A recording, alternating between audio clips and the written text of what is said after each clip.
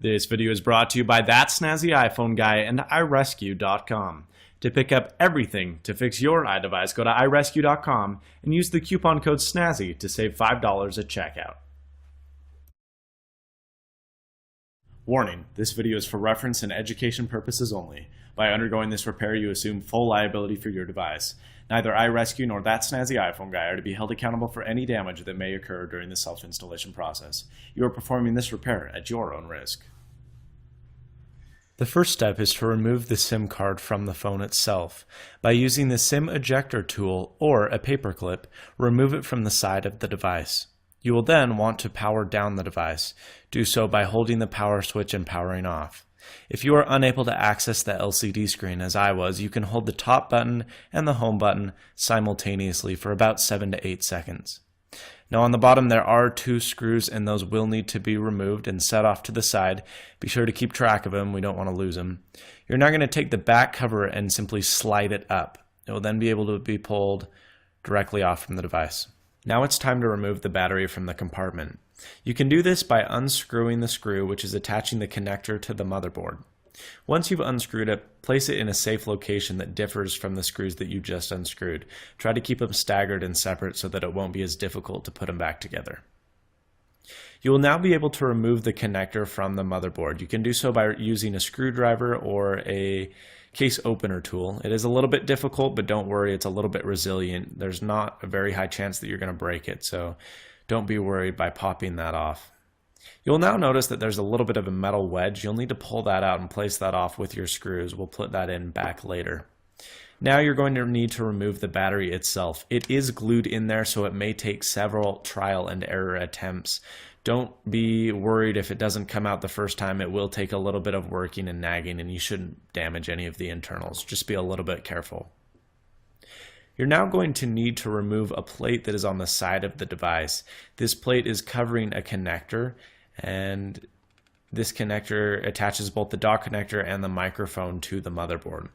So you're going to need to unscrew this. There's 2 screws. There's a larger one on the right and a smaller one on the left. Don't be too worried about keeping them separate, but you will want to note that when we reassemble it. Just place them in their own selective corner on your table where you're keeping your screws. You can now pull the plate off once both screws have been removed and place that with the screws that you have just removed also. Once you have removed this plate, you will need to remove another plate which is on the top of the device. There are 5 screws that need to be removed. At the very top of the device, aka the teal one, you will notice that it is significantly longer than the other 4 screws. However, there are 4 different varieties of screws and only the orange ones are the same. So please put them all together as we will need to put them into their correct spots once we've finished this procedure.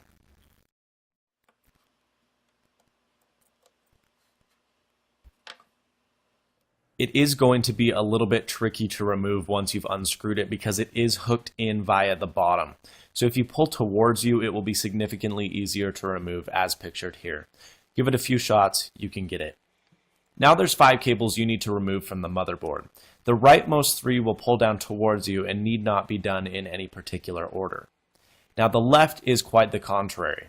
You will need to do the furthest left cable first, as the one right to the right of it is below it. So do the left one first and then the one right to the right second. Now we need to remove the vibrating motor which is in the top right hand corner of the device. It's held in by 2 screws. The left one is a lot longer than the right. Stick those in the same spot and then you'll be able to remove the vibrating motor. Place that off to the side with the screws as well. Now if you remember the first plate we moved, the one that was held in by 2 screws, there was a cable directly underneath that. All you need to do is pop that up with a screwdriver or a case opener tool, and then you'll need to peel the ribbon cable up.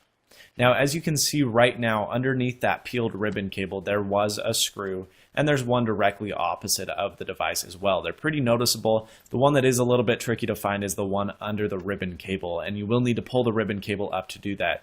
Feels like you're going to break it because it is adhesed to the metal, but fear not, it won't break. You're good to go. Now wait, before you pull up the speaker, if you check out where my screwdriver is right now, you will see that there is a little diode. You need to remove this because this is where the speaker gets its power. If you break this or rip this off, you have the potential of damaging the motherboard or the speaker, so be sure to remove that little stud before you try and pull out the speaker assembly. Then you're good to go. The speaker assembly comes out very easily, and place that off to the side with the 2 screws you removed. Now, if you look about midway down the device by the caution tab where the battery was, you will see that there is a white looking dot, and what's underneath that is a screw. Now that white dot is actually a water sensor, so Apple can tell if your phone has been dropped in the water when you go to get it replaced. So you will need to peel that off, remove that. Don't worry, you can stick it back on later by just simply pressing on top of it.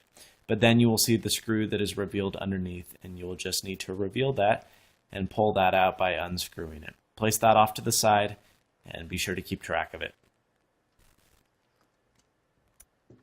Now before we can pull the motherboard out, there is one more screw that needs to be removed. It's located right near the vibrate motor, and it is a bit of a weird screw.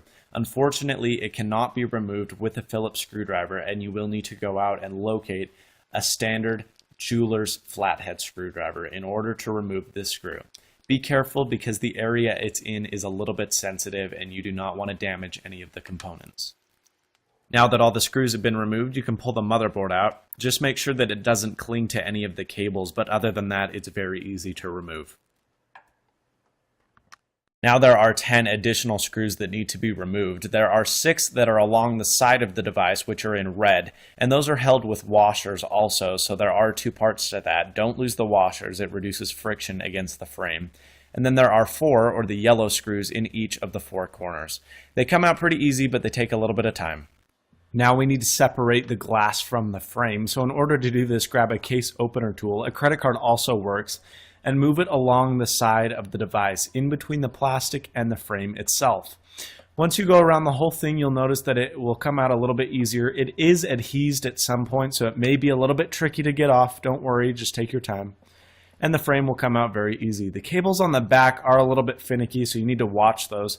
Make sure you don't break anything else inside the frame, but those cables are good to go out of that slot.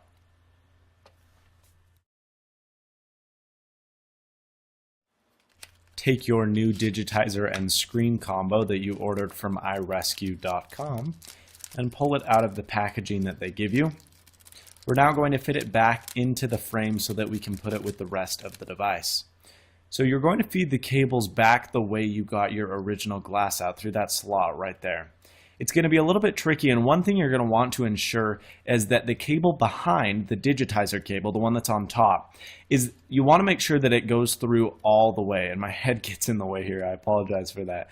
But you're going to want to make sure that the cable goes all the way through, because it is a huge pain in the butt if you accidentally pinch that cable. You also run the risk of ruining the digitizer itself. So ensure that before you screw it in, that screw is to where it needs to be. Now we need to place the 10 screws that were back on, the 6 with the washers, and the 4 in each respective corner. Now that our digitizer has been fit, we need to throw the motherboard in there as well. Make sure it's in the right place and not on top of any cables. Make sure it's above the 3 on the right and below the 2 on the left. Now we need to screw down the motherboard. There's 2 screws that need to be done. The weird funky one that we remember we had to do with a Phillips screwdriver, and then the one that has the water sensor on top. Once you have screwed the 2 of those in, we're going to fit the speaker assembly in. If you look at that notch that's on it, that needs to go below the motherboard, but the rest of the speaker needs to go on top of it. It's a bit of a weird angle, but if you saw, I kind of went in with a 45-degree angle, and you can push it down to where it needs to go from there.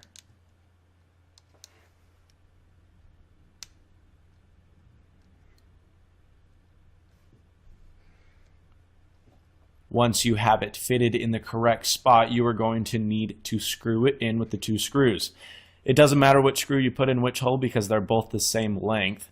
Just ensure that you tighten them enough, but not enough to strip the screws and or ruin the LCD display below. Alright, now we need to pin all the ribbon cables down. First, take the one on the side of the device.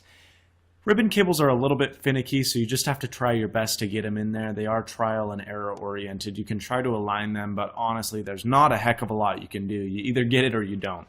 So spend a few minutes, kind of look at aligning it up correctly via a side angle, but Once you get that shoved down in there, it is pretty easy to get those dock connectors down. So we've done this one, and it's nice and secure. And now we need to do the 5 on top. There's the 3 on the right and the 2 on the left. Just as we undid them, you can do the 3 on the right in any particular order. It doesn't matter. I go right to left. However, the way you do it doesn't matter. And then we need to put the other 2 cables, which are on the left side, back down as well. Remember, the most right one, if you're looking at the device from backwards, is the one that needs to go down first. It is the first and preliminary cable. It also is the bigger one. So the larger, thicker cable is the one that gets pinned down first, and then you move on to the second, lighter one. Now it comes time to place the camera in, put it in its spot, and then safely secure the ribbon cable, which is directly below it. This one is a little bit tougher to get on, but don't worry, give it a few minutes and you'll get it. It is now time to put the back plate on yet again. With this back plate, what you're going to need to do is hook it into the hooks that you probably remember having to deal with the first time. Make sure they're hooked in and make sure that those 3 cables on the right aren't in the way. Now you'll notice that there are 4 different types of screws. There's a yellow screw, which is a lot shorter and a lot smaller than all the other ones. I think it's blue threaded, and that goes in that spot. The orange ones are the next shortest ones. They're both the same size, and put those in the orange one by the camera and the rightmost screw. The red one, and be very careful, this is not the longest one. The teal one is the longest one. If you put the teal one in the red spot, you will crack your LCD. So put the next longest one in the red, and then lastly the longest in the teal spot. Now we need to affix the side plate. There are 2 different screw lengths. The longest one goes to the right side. So put the long one and the bigger one on the right, and then the smaller one goes on the left side. Very simple, very easy to do.